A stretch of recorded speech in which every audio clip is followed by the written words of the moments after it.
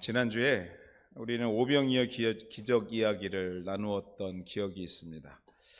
5천 명이 넘는 사람들이 기적의 주인공이 되었던 사건, 5천 명이 넘는 수많은 사람이 기적의 현장에서 본인이 기적을 직접 먹어봤던 사건을 지난주에 나눴습니다. 근데 이 사건이 아이러니하게도 작은 어린아이의 작은 헌신으로부터 시작된 것에 우리가 또 주목했던 기억이 있습니다. 오늘을 살아가는 우리가 그 작은 헌신을 드릴 때에 우리도 이적의 은혜를 경험할 수 있을 것 같은데 그렇지 못하는 이유가 무엇인가? 인간적인 계산과 떡과 고기의 소유권을 놓지 못하는 우리의 연약한 믿음 때문이 아닌가라는 이야기를 나누었던 기억이 있습니다. 오늘은 마가복음 8번째 시간 쉼을 원하시는 주님이라는 제목 가지고 여러분과 오늘 말씀 나누기를 원합니다. 제임스 머펫이라는 신학자가 있습니다. 이 신학자에게는 별명이 한 가지가 있었는데 그것이 뭐냐면 가장 일을 많이 한 신학자라는 평가를 받았던 사람이었습니다. 그도 그럴 것이 그분의 서재에 가면 책상이 3개가 있었다고 합니다. 정면을 바라보는 책상, 오른쪽을 바라보는 책상, 왼쪽을 바라보는 책상. 이 책상 3개를 놓고 그 사람은 그 신학자 머펫은 일을 하기 시작했는데 한 책상 위에는 자신이 지금 번역하고 있는 신약 성경의 원고를 놓고 또 오른쪽에 있는 책상에다가는 자기가 지금 집필하고 있는 터툴리안의 논문을 쓰는 걸 놓고 또 반대쪽 책상에는 자기가 취미 삼아 쓰는 탐정소설 쓰는 그것을 놓고 그래서 3개를 놓고 일을 했대요. 숨이 막히지 않습니까, 여러분들?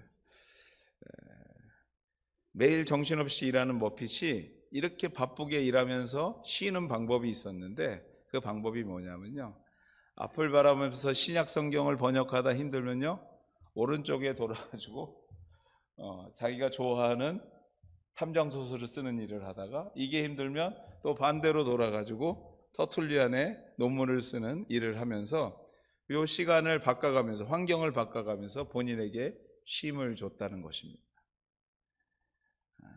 어찌 보면 정말 바쁜 일상이지만 굉장히 지혜로운 방법일 수 있다고 저는 생각합니다. 우리가 몸을 쉰다고 해서 마음이 편한 건 아니잖아요. 일할 건 많은데 그래 쉬어야지 하고 다 놓고 있다고 우리의 마음까지도 쉬어지는 게 아닌 것 우리가 잘 경험하고 있지 않습니까? 일과 대상을 바꿈으로 마음의 평안을 조금 얻는 것들, 조금 돌려가면서 뷰를 바꿔가면서 우리의 삶에 쉼을 찾는 것, 그것 또한도 굉장한 지혜이지 않을까 생각합니다. 그도 그럴 것이 예수님도 그러하셨습니다. 우리가 날마다 세상 일만 가지고 정신없이 내 모든 정력을 소모해버리면 나중에 허탈감에 빠져서 그냥 피곤으로만 다가오는 것은 자명한 일일 것입니다. 그러나 여러분들, 지혜로운 사람은 예수님처럼 힘들고 피곤할 때 조금 자리를 옮겨보는 것입니다. 오늘 우리 말씀에서 나왔듯이 주님께서 잠깐 자리를 옮겨서 이방 땅으로 옮겼듯이 우리가 일하고 있다가 잠시 그 자리에서 가슴만 살짝 돌려서 예수님 앞으로 가는 것입니다. 하나님 앞으로 가는 것입니다. 열심히 일하다가 너무나 힘들고 피곤하면 그것을 놓고 딴 데 가서 뭔가 할까 고민하는 기에 앞서서 우리의 삶의 방향을 잠깐 돌려서 하나님의 시선과 눈을 마주쳐 보는 것입니다. 그 순간 여러분에게 영혼의 평안함을 느끼게 하시는 하나님의 은혜가 있을 줄 믿습니다. 우리가 그러한 지혜로운 쉼을 좀 찾을 필요가 있어요. 우리 마가복음 1장, 우리가 지금 7장까지 이렇게 달려왔는데요. 우리 마가복음 1장에서 사탄에게 시험 받으신 후에 예수는 제자들을 모으시고 가르치시고 병든 자를 고치시고 무리를 걸으시고 5천 명을 먹이시고 말씀으로 천국 복음을 전파하시고, 지금 굉장히 숨이 차죠? 예수님도 7장까지 걸어오는 모습을 보면 정말 쉴 틈 없이 본인의 공생애를 계속해서 일하고 계시는 것을 봅니다. 소위 눈코 뜰 데 없이 일정을 소화하는 과정 중에 오늘 7장 우리가 읽은 7장의 장면까지 오게 되었습니다. 마지막으로 바리새인들과 유대 전통에 대해서 논쟁하시고 그리고 그들에게 교훈하신 후에 그 자리를 떠나서 오늘 우리 본문에 나오는 두로라 하는 그 당시에 유대인들이 기피하는 이방 땅 가나안 땅으로 몸을 좀 옮기십니다. 이방 땅이에요. 왜냐하면 유대인들이 그곳에 오지 않았거든요. 그래서 그곳에 가면 좀 쉴 수 있겠구나 하고 주님께서 그곳으로 옮긴 것입니다. 그곳을 방문한 이유를 말씀은 다음과 같이 설명합니다. 24절 한번 같이 읽을까요? 같이 읽겠습니다. 시작. 예수께서 일어나사 거기를 떠나 두로 지방으로 가서 한 집에 들어가 아무도 모르게 하시려 하나 숨길 수 없더라. 한 집에 들어가서 아무도 모르게 하시려나 해서 예수님의 마음을 눈치채셔야 돼요. 피곤하신 거예요. 좀 이렇게 좀 거리가 필요한 거예요. 좀 떨어져서 좀 쉬고 싶은 주님의 마음인 거예요. 즉 두로 지방 방문한 이유가 또 다른 말씀 사역과 치유 사역을 위한 것이 아니라 육체적으로 피곤해진 예수님께서 잠시 아무도 없는 지역에서 쉬시고자 하셨던 이방 땅 두로 지방을 방문하게 된 이유였다라는 것입니다. 재충전의 시간을 통하여서 보다 준비된 사역을 하시고자 했던 주님의 마음 또한도 이 말씀을 통해서 좀 엿볼 수 있는 것입니다. 오늘 이 자리에 오신 여러분들, 때로는 쉬는 것이 육신의 피곤함을 해결하기 위해서, 내일을 준비하기 위해서 재충전하는 시간을 갖는 것 꼭 필요하며 극히 성경적이라는 사실을 여러분 알고 계십니까? 여러분이 조금 쉼을 찾는 게 나의 육신을 위해서 나의 욕심을 채우는 것 같지만 성경의 예수님도 피곤하실 때는 좀 쉬려고 움직이셨다는 것, 성경을 통해서 좀 찾아볼 필요가 있습니다. 너무도 바쁜 이민의 삶, 조금 쉬어가는 것이 마치 죄 짓는 것처럼 느끼는 분들 참 많아요. 오늘 하루 좀 푹 쉬어볼까 하다가 아니지, 밤만 쉬고 오후에 가서 일해야지 하고 일하는 분들 참 많이 있습니다. 충분히 이해합니다. 이민의 삶이 넉넉지 않거든요. 시간이 다 우리가 어찌 보면 순간순간을 열심히 살지 않으면 살지 못하는 땅이 이 땅 아닙니까? 그럼에도 불구하고 오늘 주님께서도 바쁜 와중에도 삶에 짬을 내서 좀 쉬시기를 원하셨다라는 것, 우리에게 주는 교훈 중에 하나일 수 있습니다. 여러분들 조금 거리를 두고 쉴 수 있는 방향을 찾는 지혜로운 성도 되시기를 주의 이름으로 축원해 드립니다. 그러나 여기서부터 더 중요하죠. 그러나 주님께서도 아무도 모르게 하시려 하는데 어떻게 했다고요? 숨길 수가 없었대요. 그 심도 잠시 성경이 말하기를 숨길 수 없었다라고 얘기합니다. 예수의 소문이 이방 땅 두로에게까지 널리 퍼진 거예요. 널리 전해졌고 그로 인해서 예수님이 머무는 곳에 수많은 사람들이 모여들기 시작하는 겁니다. 인파들이요. 예수님 보기 위해서, 치료받기 위해서. 그 몰려드는 사람 가운데 성경은 특별히 한 여인을 우리에게 소개하고 있습니다. 수많은 사람들이 예수님을 찾아왔을 것인데 그 중에 특별히 귀신 들린 어린 딸의 어머니인 한 여인을 우리에게 전하고 있습니다. 여러분들, 왜 이 여인을 우리에게 전하고 있을까요? 성경은요. 수없이 많은 사람이 몰려왔다고 그러는데 이 여인을 콕 집어서 우리에게 소개하려고 합니다. 수많은 사람들이 예수님을 찾아왔을 것인데 그 중에서도 왜 귀신 들린 딸을 갖고 있는 그 여인을 우리에게 소개했을까?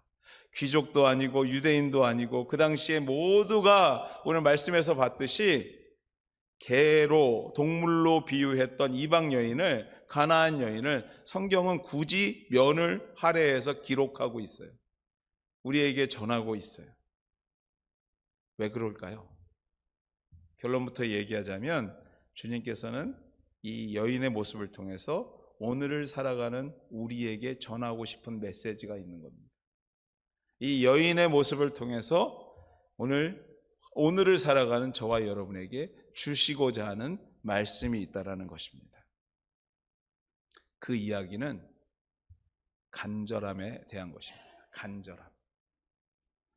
자신의 문제를 풀기 위한 한 여인의 열심과 간절한 모습, 그 모습을 우리도 회복하기를 원하시는 주님의 마음이 본문 말씀에 들어있다는 거예요. 그 간절함이 회복되기를.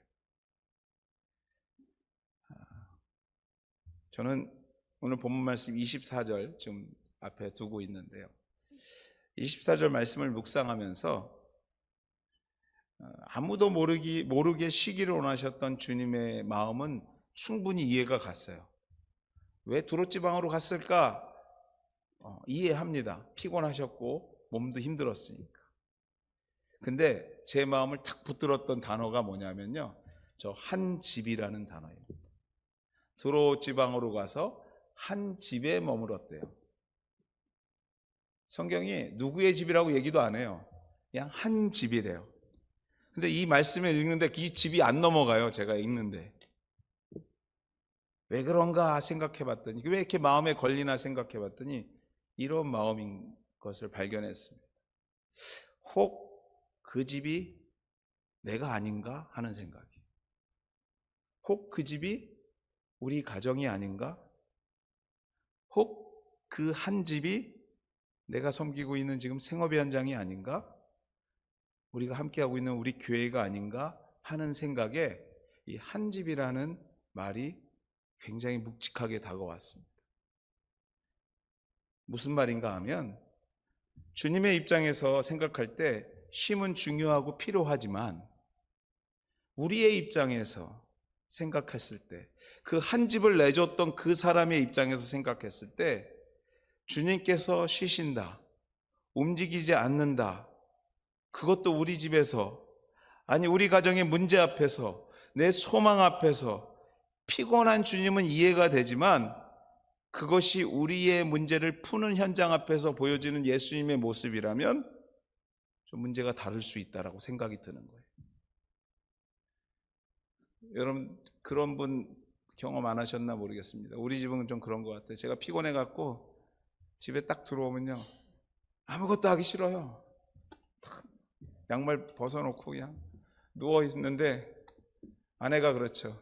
여보 뭐 좀 하면 정말 그냥 올라오죠. 그냥 몰라. 그러고. 네. 뭐 나만 그런 것 같아요. 여러분들은 전혀 안 그러신 분 같은데 저는 가끔 그래요. 정말 하기 싫을 때 있어요. 뭐든지 피곤해갖고 그냥 손발에 넋이 다 빠질 때. 그게 마치 예수님이 우리 집에 와가지고 피곤하셔서 잠시 쉬고자 그러한 모습으로 우리 앞에 계시다면, 이라는 생각으로 저 한 집이 저에게 묵상되기 시작했어요.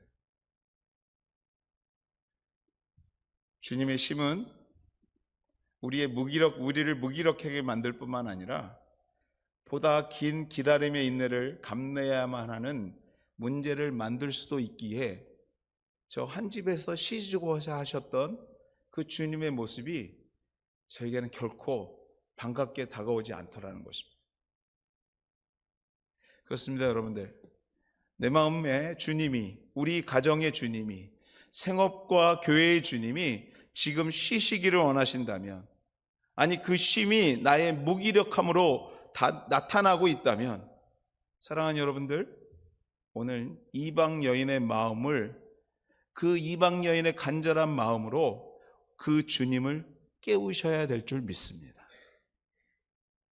여러분에게 간절한 그 무엇이 있다면, 우리에게 간절한 그 소망함이 있다면, 아니 치유해야 될 그 무언가가 우리 앞에 놓여 있다면, 오늘 여러분의 집이 주님의 쉼터가 아니라 주님의 일터로 변화되어야 되지 않겠냐라는 것이에요. 주님께서 일하시는 가정, 주님과 함께 동행하고 걸어가는 가정, 그러한 모습이 우리의 삶에 이루어져야 되지 않겠냐라는 것입니다.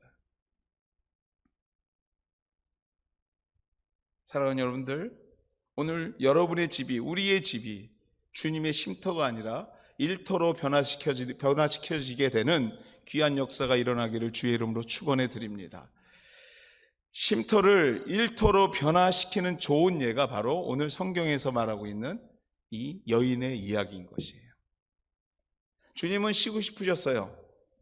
그러나 그 여인은요, 쉬시고자 하는 주님을 쉬시 못하게 할 뿐만 아니라 그 간절함이 주님의 마음을 움직여서 귀신 들린 자신의 딸을 치유하는 본인의 소망을 이루는 기적의 현장으로 만들었다라는 것이, 그 한 집에서 주님의 역사가 일어나기 시작했다라는 것이죠. 그러므로 우리 KW 가족들도 가나안 여인처럼 소망이 있고 바람이 있다면, 아니 오늘 인생에 알 수 없는 공허함과 무기력이 우리를 엄습하고 우리를 짓누르고 있다면, 여러분 가운데 쉬고 계시는 주님을 움직이게 할 수 있는 간절함이 회복되어야 될 줄 믿습니다. 간절함이 회복될 때 여인의 딸이 고침받고 새로운 인생을 시작했듯이 우리의 신앙생활 또한도 새로워지게 될 줄 믿습니다.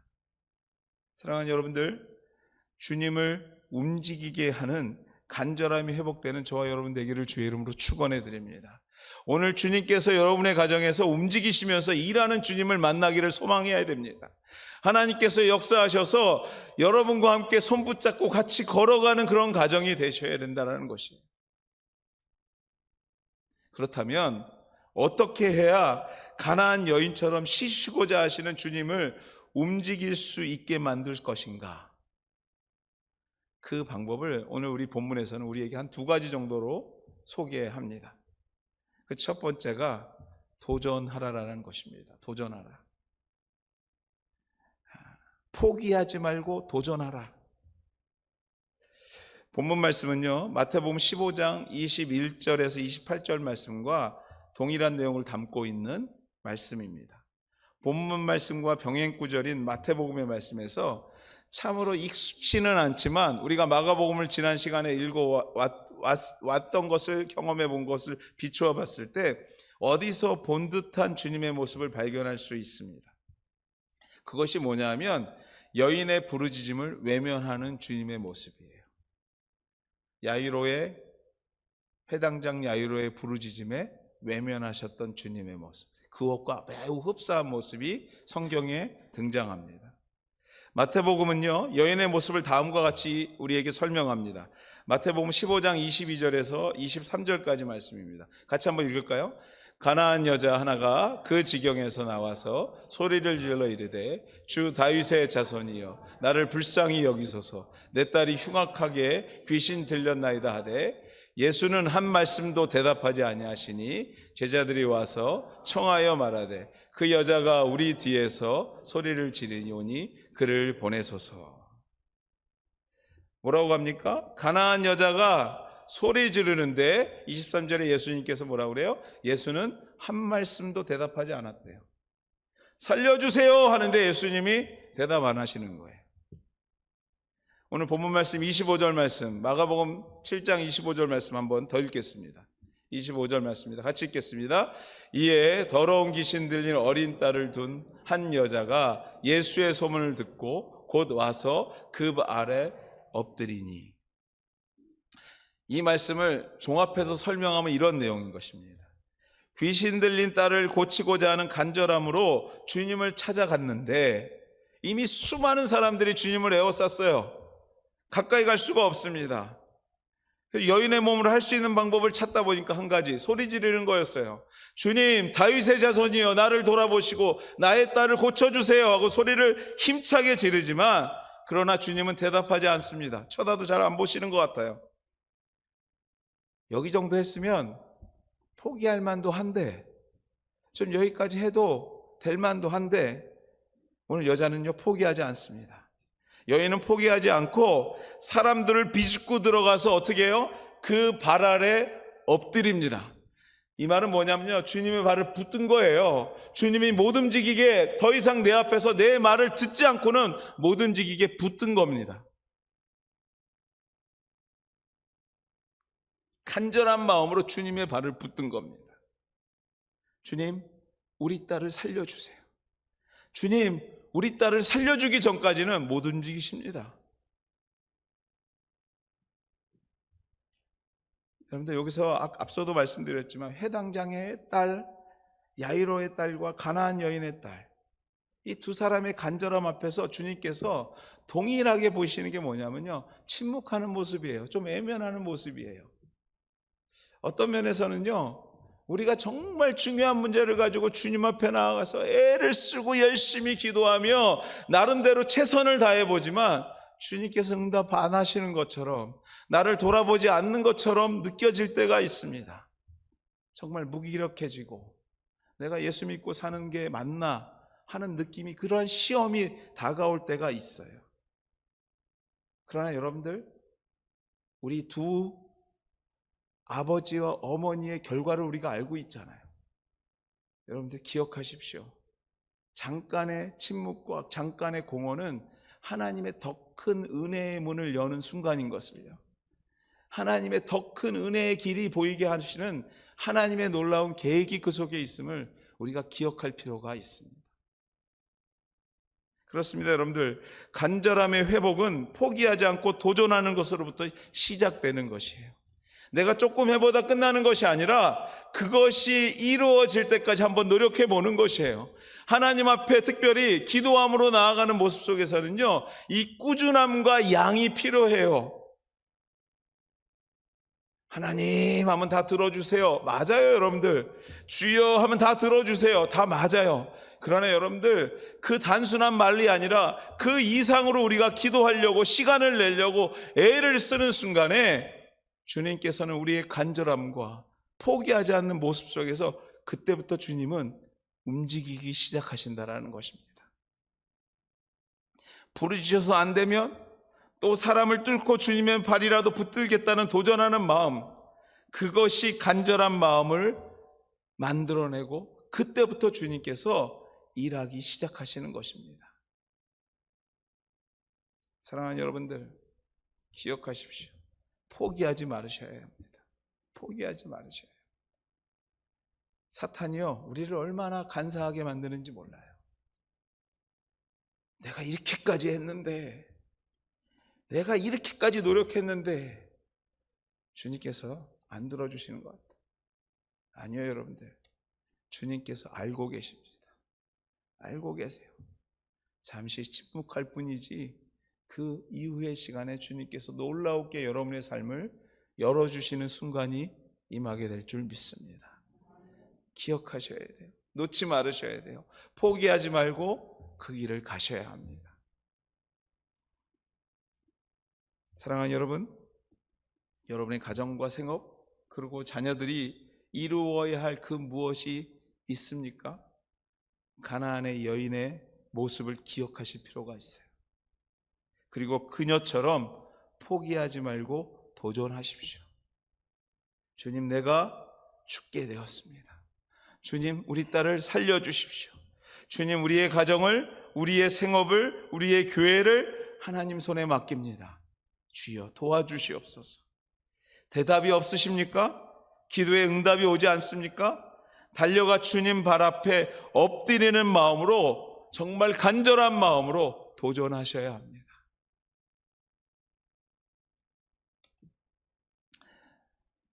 오래전에 오랫동안 남편을 위해서 기도하는 한 집사님이 계셨습니다. 일평생 소원은 우리 남편이 이 자리에 와서 예배드리는 거였어요. 나의 일평생 소원은 우리 남편 구원받고 나하고 함께 예배드리는 거. 날마다 기도했어요. 평생을 기도했어요. 근데 그 남편이 무심도 하지, 움직이지도 않습니다. 끔찍도 하지 않습니다. 돌아도 안 보는 것 같아요. 어느 날 아침 새벽 예배에 똑같은 기도의 제목을 가는데 마음이 너무 답답한 거예요. 견딜 수가 없는 거예요. 하나님, 내가 지금 몇십 년을 기도하는데 어찌 하나님 내 기도에 응답도 안 하십니까? 근데 집을 나서는데 너무나 답답한 마음에 그런 생각이 들더래요. 남편 신발이라도 먼저 교회로 가져가야지. 그리고 남편 신발을 가지고 새벽 예배를 간 거예요. 그리고 남편 신발 붙잡고 기도를 하는데요, 얼마나 처량한지, 이게 뭔가 막 기도하다가 갑자기 속에서 부해가 나가지고요, 주님 하면서 신발장을 강대상에 던져버렸대요. 주님, 이게 뭡니까 도대체? 내 기도를 이렇게 간절히 기도하는데 왜 남편을 한번 움직이지도 않습니까? 그리고 신발을 던지고 펑펑 울다가 신발은 가져가야 되니까 다시 챙겨서 집에 갔답니다. 근데 아세요, 여러분들? 그 다음 주부터 주님께서 남편의 마음을 만져주셔서 교회에 출석하기 시작했다는 거예요. 여러분들, 주님의 역사는요, 우리의 상상을 넘어갑니다. 우리의 상상을 초월합니다. 늘 우리의 기대 이상으로 역사하시는 것이 우리 주님이십니다. 나의 신음에도 응답하십니다. 나의 걱정에도 우리 하나님께서 안수하십니다. 나의 부족한 부분도 우리 하나님께서 오늘도 만져주시고 오늘도 나와 함께 하시려고 하십니다. 여러분, 포기하지 마십시오. 도전하셔야 됩니다. 주님이 이루어 주시는 그 순간까지 내가 주님과 동행하겠습니다. 주님과 동행하겠습니다. 제가 이 발붙드는 그 경험이 있어요. 제가 첫 전도사 사역을 나갔는데요, 우리 목사님이, 제가 섬기던 목사님이요, 휴가만 갔다 오시면 모든 게 바뀌어요. 어디 그냥 휴가 가시면 되는데 휴가 가셔서 뭐 세미나 듣고 오시면요, 모든 게 다 바뀌어요. 이번 휴가 갔다 오시면 뭘 하시려나 그러고 있는데, 이번에 휴가 갔다 오시더니요, 전도 학교를 갔다 오셨대요. 그래서 이제 전도를 나가야 되겠다는 거죠. 노방전도, 마이크를 들고 밖으로 나가는 겁니다. 그래서 교인들 보고 주일날 이 예배 때 얘기했습니다. 다 나오십시오. 그리고 오후에 몇 시에 나가겠습니다. 오후가 됐는데 어른들은 아무도 안 보이는 겁니다. 그리고 그때 제가 교육전도사여가지고 주일학교를 담당하고 있었는데, 주일학교 애들이랑 막 예배 드리려고 하는데 목사님이 주일학교들 다 동원, 다 나와. 그래서 다 됐고 전도를 나갔어요. 그 전도 방법이 뭐냐면요, 목사님이 전도를 하면 누군가 다리를 붙들어야 되는 겁니다. 안 움직이게 붙들고 위에서는 전도하고. 근데 우리 주일학교 애들이 움직이긴 하겠어요. 주일학교도 다 도망가고 저하고 목사님하고 둘밖에 없는 거예요. 저는 또 안 할 수도 없고요. 목사님이 저분이야, 그러면 제가 가서 다리를 붙잡고 못 움직이게 하고, 목사님 거기다 얘기하는 겁니다. 주 예수를 믿으라, 그리하면 너요. 여러분들, 정말 등짝이 뭔가 모든 사람의 시선이 제 등짝에 꽂히는 것 같은 느낌이었지만, 그때 경험을 지금도 잊을 수가 없습니다. 여러분들, 포기하지 않고 하나님께서 그렇게 하면 역사하실 것을 믿고 그거라도 해야 되겠다라는 그러한 마음을 가지고 여러분들 도전하셔야 돼요. 붙드셔야 돼요. 주님께서 여러분의 기도에 응답하실 줄 믿습니다. 쉼을 원하시는 주님을 움직이게 하는 두 번째 길이 있는데요, 그것은 뭐냐면 나를 인정하는 것입니다. 나를 포기하지 않고 나를 인정하는 거예요. 다른 말로 하면 겸손이라고 표현할 수도 있겠죠. 주님의 평범하지 않은 모습은 계속됩니다. 매어 달리는 여인에게 평소 같으면요, 문제를 해결하실 것 같은데 한 번 더 냉정한 거절의 의사를 전달하십니다. 마태복음 5장 24절에서 26절까지 말씀, 우리 같이 한번 읽을까요? 같이 읽겠습니다. 예수께서 대답하여 이르시되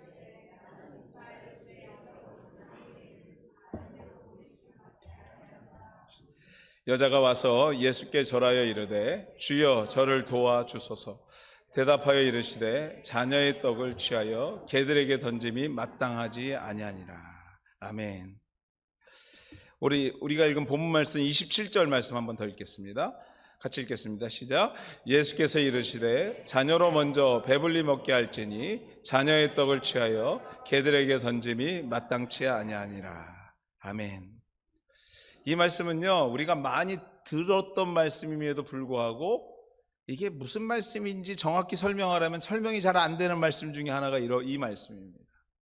개 이런 얘기가 나와서 귀에 딱 들으면 옛날에 들어봤지 하는데, 이게 무슨 말씀이지 하고 생각하면 내 입으로 풀어서 하려보려면 잘 안 되는 말씀 중에 하나가 이 말씀입니다.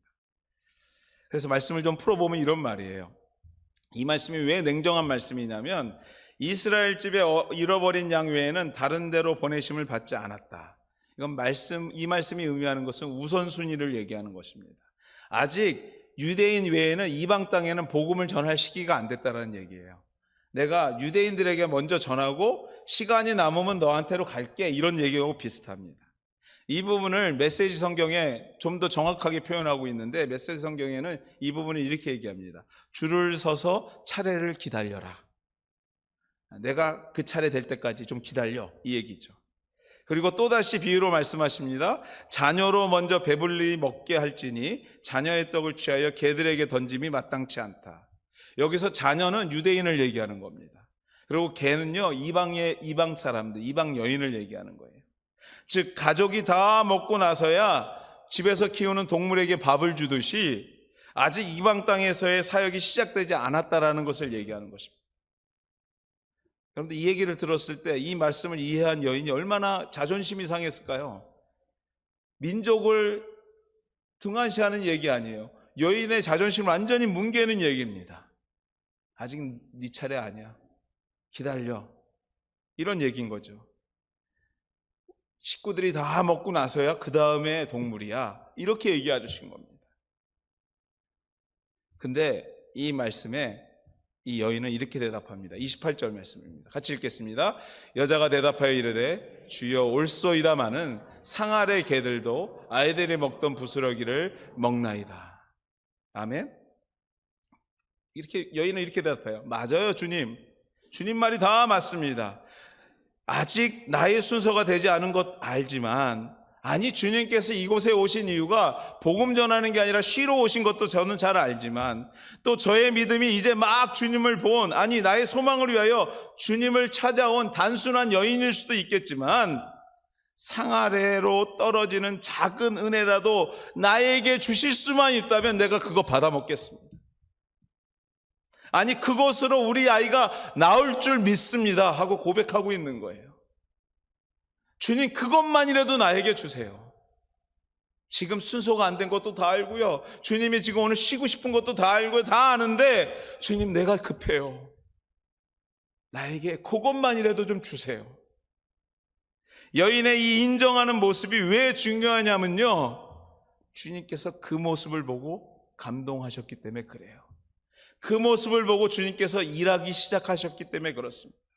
겉으로만 인정하는 것이 아니라 주님 앞에서 나의 모습을 솔직히 인정하고, 주님, 내가 죄인입니다. 내가 잘 살지 못했습니다. 주님 말씀에 비추어 볼 때 내가 회개할 것밖에 없는 인생입니다.